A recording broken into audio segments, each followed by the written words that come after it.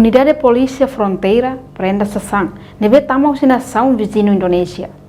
Comando Unidade de Polícia Fronteira Superintendente Assistente Carlos Muniz Maia, hatoi daneha foi no encontro o Comandante-Geral Polícia Nacional Timor-Leste e a sala encontro terça-feira loron Ruanolores em Hito Fulanjunho tinarihin rua Ruanolores em Tolo.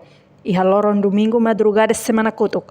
Comando UPF prende minarai massa Ruanolores em 5 litros, hamutu katnolores em sia, e a área taseibu palaka. Além de terça-feira da derne, e a área coitaba Tiliomar, UPF prende tan cigarro Marlboro Slop atusira, ho esse sanolores em sia, no slop masu hitu.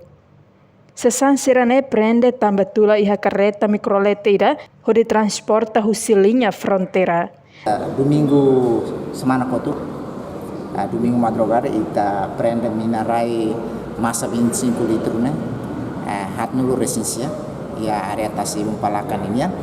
Depois o hindader e a área Tilomar nya Coitaba, e a área Coitaba Tilomar nya ita prende cigarro Marlboro Slop atusida, nomos esse 19 slop masuk itu.